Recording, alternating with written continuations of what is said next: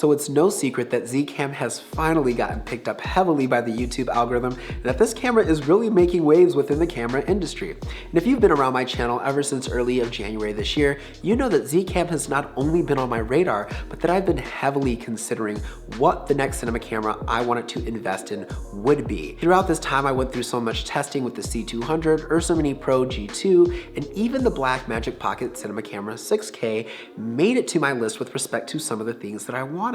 But as you guys can tell by the title of this video, I decided to go with the Zcam F6. And in this video, I not only want to talk about my initial impressions with respect to the Zcam F6, but also what the deal breakers were for the C200, Ursa Mini Pro G2, and Pocket 6K.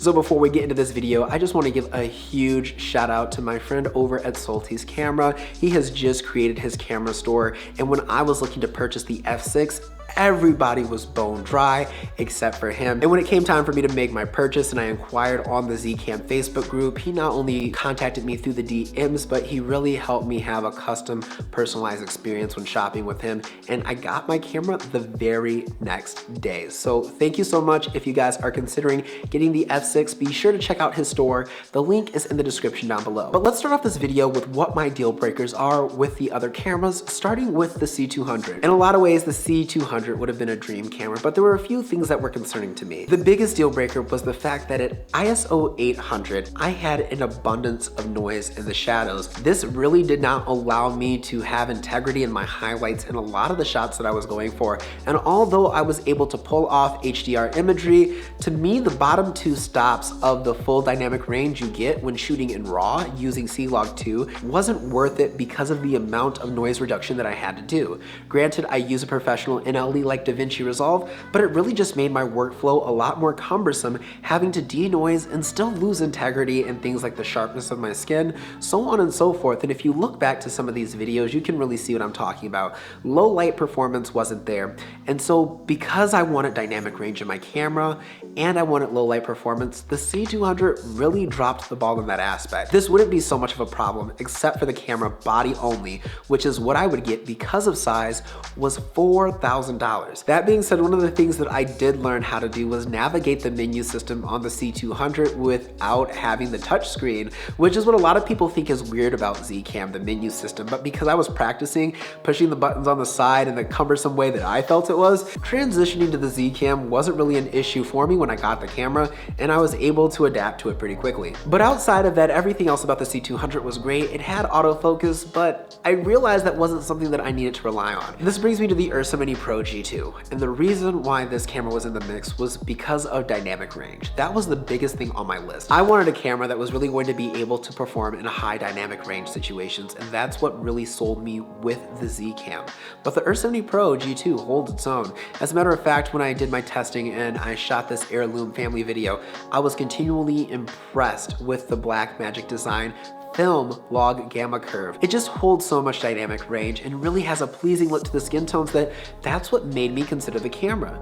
And this would have been a perfect option considering it had 4.6K RAW and 4.6K RAW at 120 FPS without a crop. Was what was like, yes, this is what I want. This will be a good camera. But there was one downside which made me end up saying no in the end. The camera is so big that I wouldn't be able to use it on my Ronin S.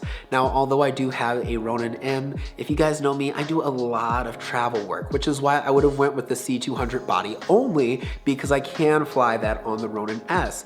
But not being able to use that on my tiny handheld gimbal for when I'm doing run and gun shooting really did make me consider if that was going to be a good camera, and that came down to no, which then leads me to the Blackmagic Pocket Cinema Camera 6K. The only downside to this camera was really going to be the battery life. It was really just the comparison between the two. What am I going to get between the Pocket Cinema Camera 6K and the Zcam E2 F6?